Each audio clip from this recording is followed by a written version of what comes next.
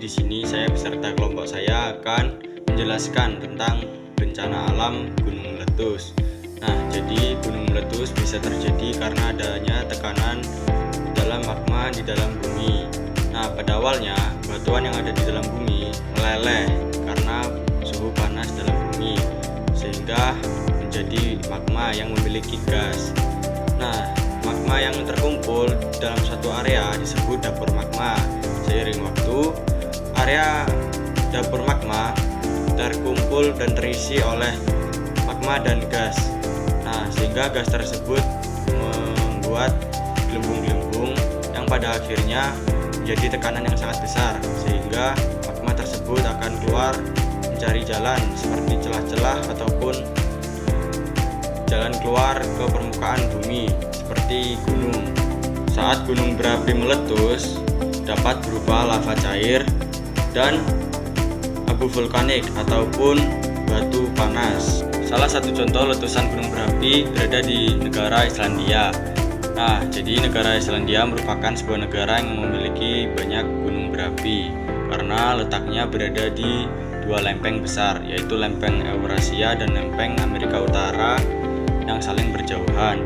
Salah satu ledakan dari letusan gunung berapi yang paling besar yang terkenal di sana bernama letusan Eyjafjallajökull pada tahun 2010.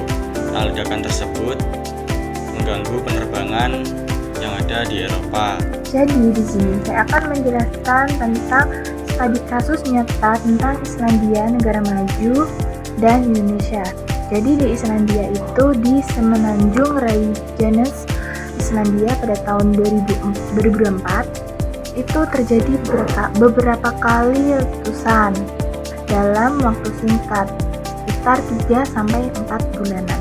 Dan letusan itu tuh menghasilkan lava yang mengalir, bisa disebut juga dengan efusif, hingga ke jalan dan mendekati pemukiman di Grandavik.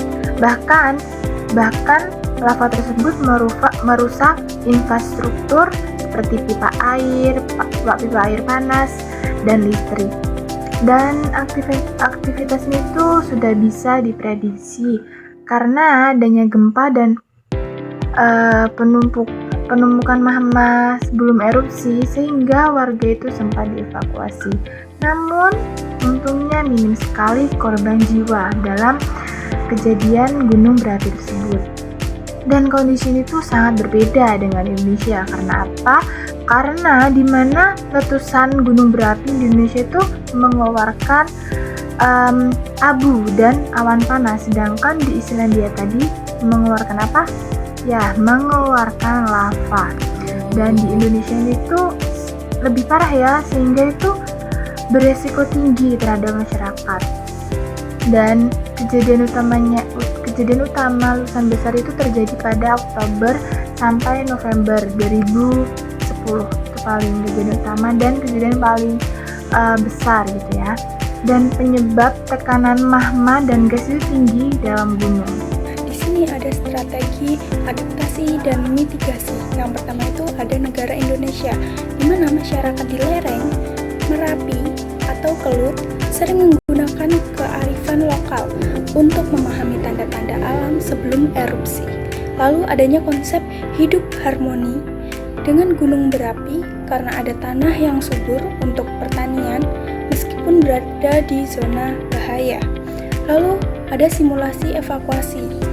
Nah, di mana ini berbasis komunikasi yang kuat seperti Sister Village.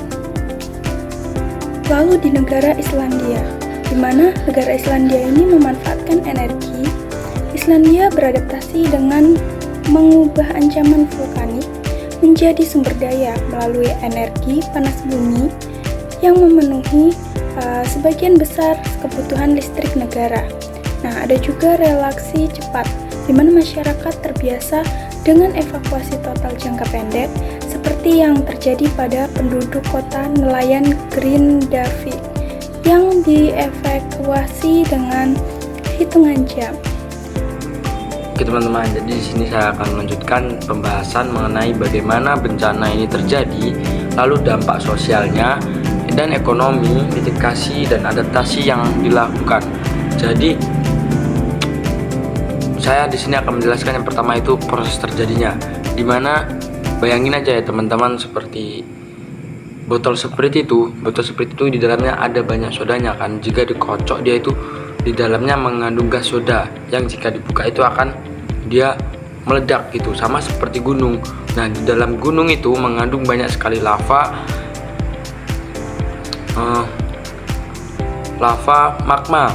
magma yang panas dan penuh gas.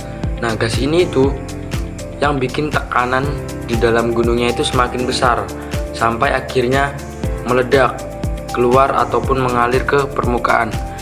Bahayanya nggak cuma hanya lavanya, tapi juga abu yang bikin sesak napas dan laharnya. Lalu berikutnya yaitu ada dampak yang dirasakan. Yang pertama itu ada sosial. Banyaknya orang yang harus mengungsi, kehilangan rumah, dan aktivitas seperti belajar di sekolah itu menjadi berhenti ya teman-teman. Lalu yang kedua itu ada ekonomi, yaitu yang dapat menyebabkan pertaniannya rusak, ternak mati, dan pesawat itu tidak bisa terbang karena abu ke atas awan. Jadi yang menyebabkan dampak kerugian ini sangat besar. Nah, di sini ada pembelajaran bagi negara Indonesia, di mana bangsa Indonesia ini dapat belajar bahwa kesiapsiagaan itu sangatlah penting karena Indonesia memiliki banyak gunung berapi yang aktif. Nah, masyarakat perlu diberi edukasi tentang tanda-tanda gunung akan meletus dan cara menyelamatkan diri saat terjadi bencana.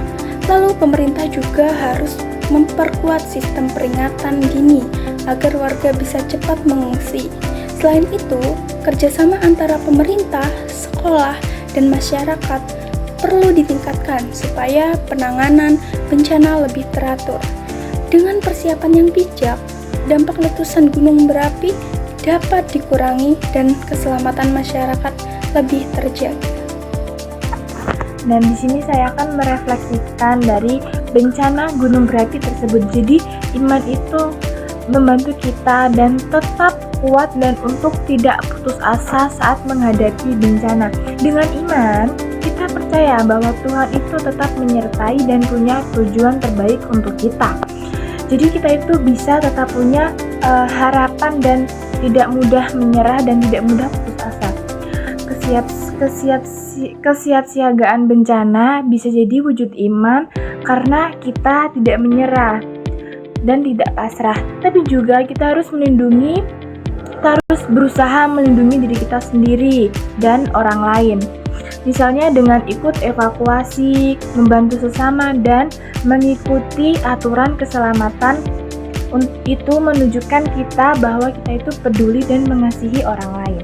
Dengan belajar tentang bencana alam, kita jadi sadar bahwa hidup itu tidak tentang selalu aman, tapi kita diajarkan untuk waspada sehingga kita itu lebih bersyukur atas perlindungan Tuhan selama ini. Selain itu, kita juga jadi lebih siap siaga untuk menghadapi masalah yang akan datang ke depannya. Kesimpulannya, jadi mitigasi dan adaptasi gunung berapi di berbagai negara memiliki tujuan yang sama, namun berbeda cara sesuai dengan kondisinya. Nah, teknologi itu penting, tetapi kesadaran dan kesiapsiagaan masyarakat juga sangat menentukan nasib. Nah, solusinya adalah dengan cara meningkatkan sistem peringatan dini, edukasi kebencanaan, serta kerjasama antara pemerintah dan masyarakat. Saran yang dapat diberikan, pemerintah perlu memberikan edukasi dan simulasi, sedangkan masyarakat harus lebih peduli dan mengikuti informasi resmi agar bisa siap siaga saat terjadi letusan gunung berapi.